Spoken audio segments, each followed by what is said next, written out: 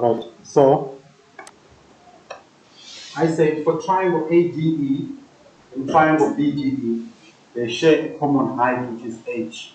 So if you want to write the area of triangle ADE, it will be half times the base. Your base is going to be AD and your height will be h. Okay? And then for the area of triangle BDE, it will be half times the base BD times h, so that the ratio of the areas of those two triangles is going to become AD over BD. Okay? Those two triangles will have a ratio of their areas, which is equivalent to AD over BD. And AD and BD are the basis of those two triangles. Okay? Then we do it again for another pair of triangles. With the triangle ADE, ADE, and triangle CED, that's CED. Now those two triangles, they also share a common height. What will be that height? It's K. So I can write the area of triangle ADE using K to be half times AE, that's the base, times K. Area of CDE will be half times EC times K. Again, because those two triangles share a common height, it therefore means that the ratio of their areas will be equal to the ratio of their bases. Therefore, AE is going to be divided by EC.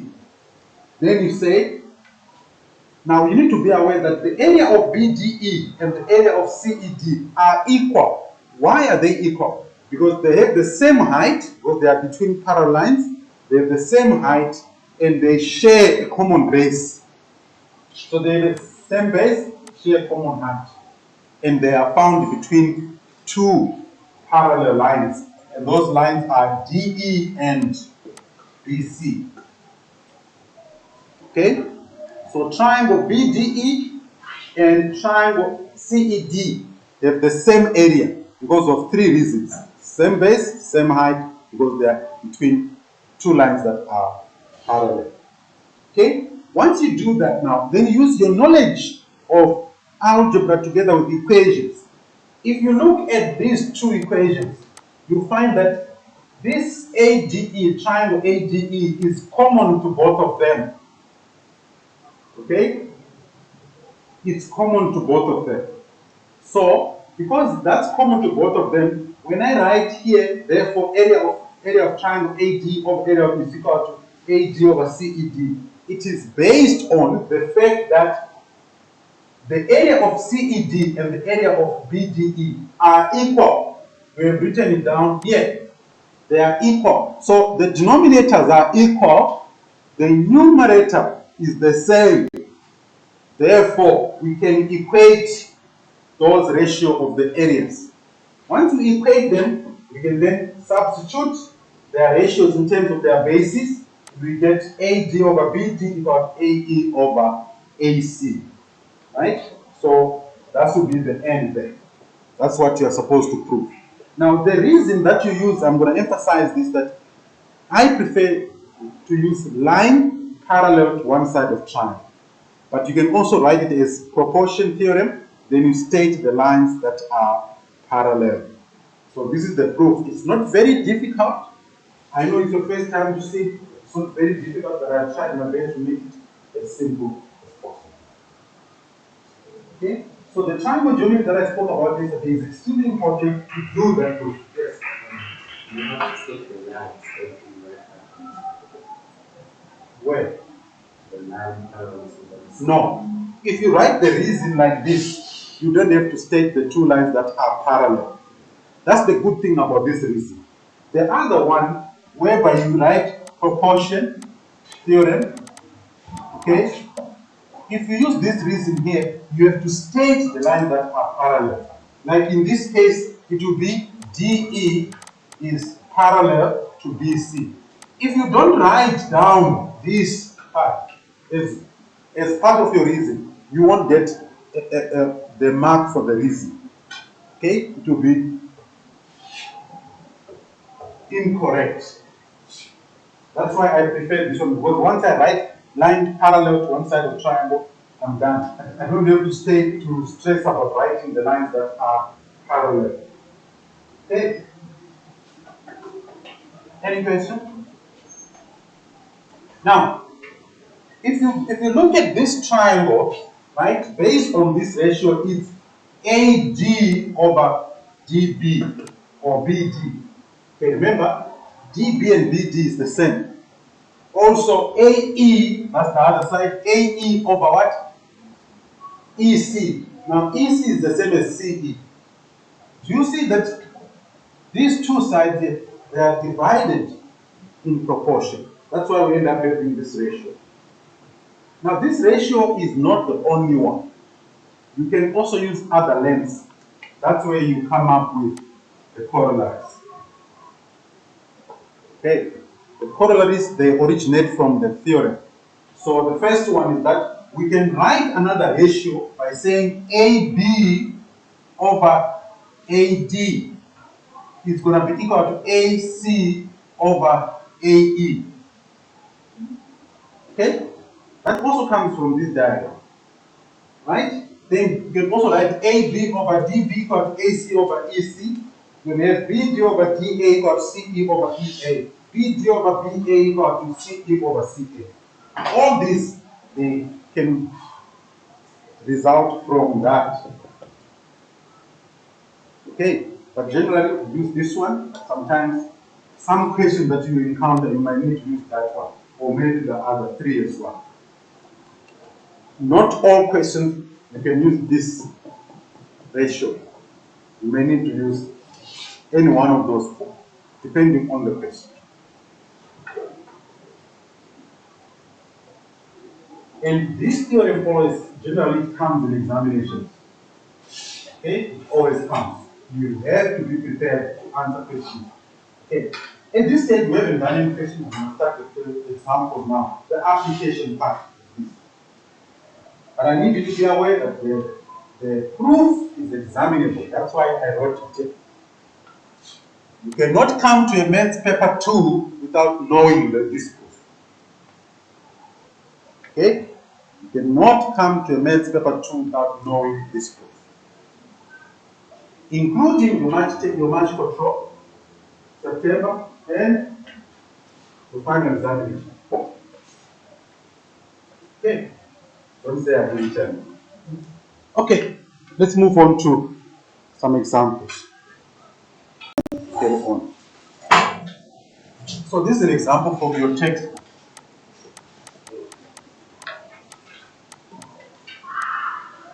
Okay, so the first question. Sorry for the interruption. Can safely do that and get data.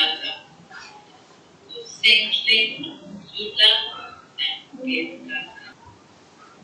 Okay, so we're given the triangle with those dimensions, right? FE is parallel to DC, GE is parallel to DC, AF is equal to 4 centimeters, BF is 6, AE is 8 centimeters. The question says determine with the reasons the length of EC. So we want to calculate the length of EC. That's EC. Okay? Now, based on the information that we've got here, we've got two sets of parallel lines. That means we have got two triangles that we can use the proportion theorem.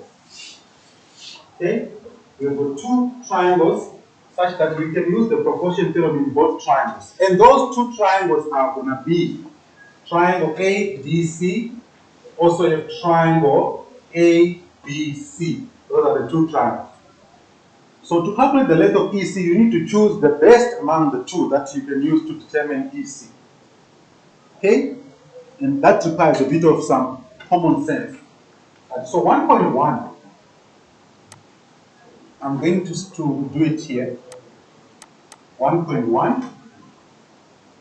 First thing, when you have got triangles like this, like in this case here, identify the triangle that you are going to use first and name that triangle. Okay? You identify the triangle that you are going to use first and name that triangle. So in my case, since I know the length of AFG, I know AE, and I need to calculate EC. The triangle that I'm going to use is going to be triangle AGC. That's the triangle that I'm going to use. Okay? So, I'm going to write here, in triangle AGC. Now, this is very important going forward, that you identify the triangle and you name that triangle. So in triangle ADE, I can use the proportion theorem. So I can write this AF over FD will be equal to AE over CE or EC. Okay? So I've used the proportion theorem there. Now I need to state the theorem or the reason. So my reason is going to be line parallel to one side of triangle. That's the reason. Now, I want you to be aware that in an examination situation or test, you can get a mark for the statement, another mark for the reason, or you can get one mark for both of them. Okay? Either way. Now, this is not the only way of writing it. I can also say, from the corollaries, I can say AD, okay, over FG. And then on the other side, I'll say AC over EC. Then I can make the length of EC, I can make it X. So that AC will be equal to 8 plus X. Are you following what I'm saying? That's another method. It will get you to the same answer. But this is the easiest though. So AF is 4. So I'll put 4 here. Let me use another color to make it look pretty. So it will be 4 over FD, which is 6.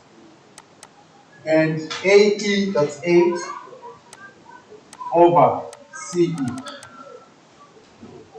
Then you cross multiply. You get 4CE equal to 48. You divide both sides by 4. You get 12 centimeters. And there you are done.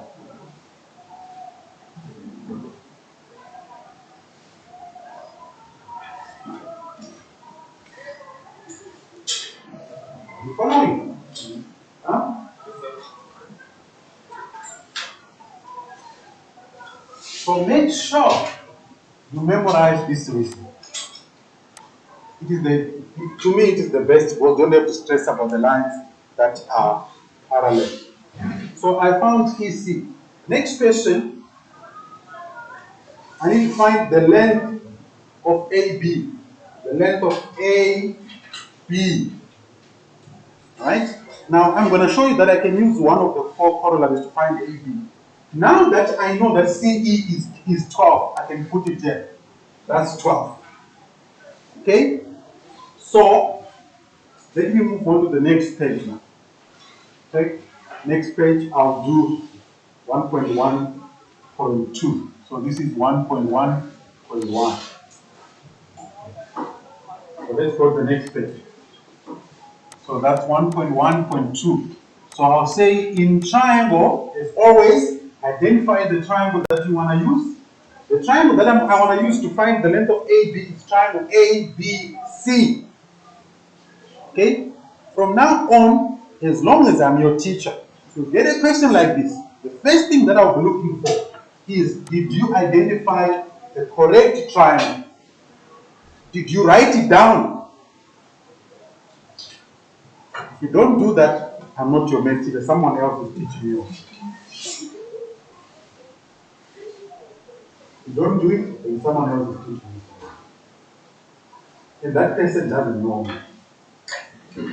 So first thing, with the proportion theorem, identify the triangle first, the correct triangle that you need to use the proportion theorem in. That's the first thing.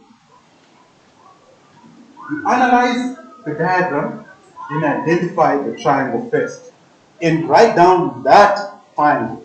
And you start by saying in triangle. So in my next page, I'll say in triangle ABC. Now, this will make things easier even for a person who will be marking your work.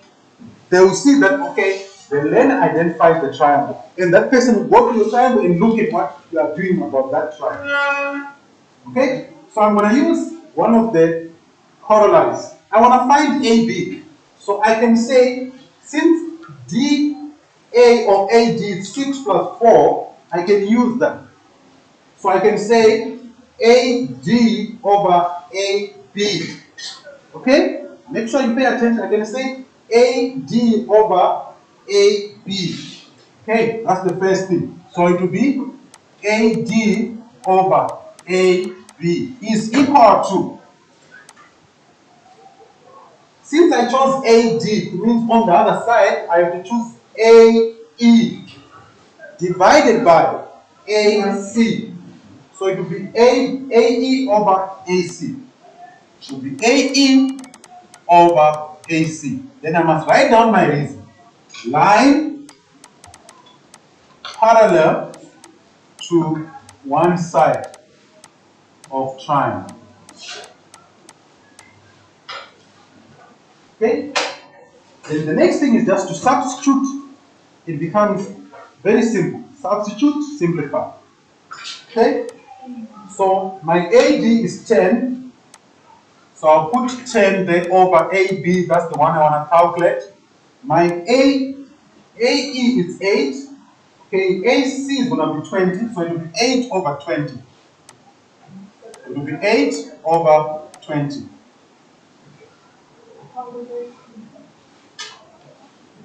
Are you following? Huh? So you cross multiply, you get 200 equal to 8AB. Then you divide both sides by 8 and you get 25 centimeters. And then you are done. Okay. Any question? Remember, I'm trying to make it as simple to you as possible. Yes.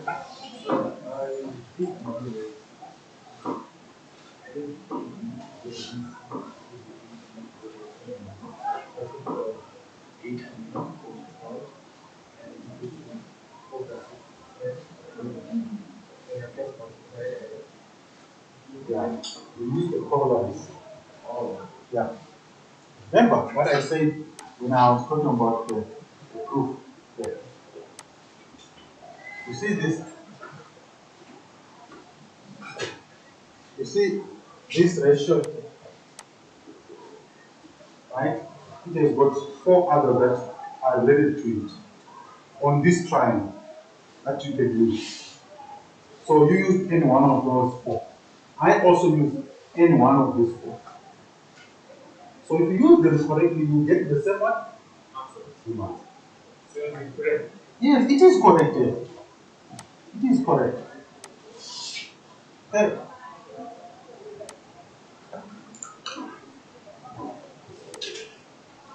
Right? So let's then 1.2 says determine area, the ratio now of area of AFE to the ratio of area of ABC. AFE, say AFE, AFE, and then you have got ABC.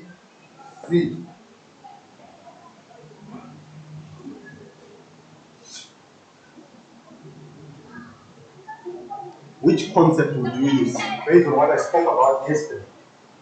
You want to find the ratio of their areas. Which concept, if you're paying attention yesterday, which concept would you use to carry on?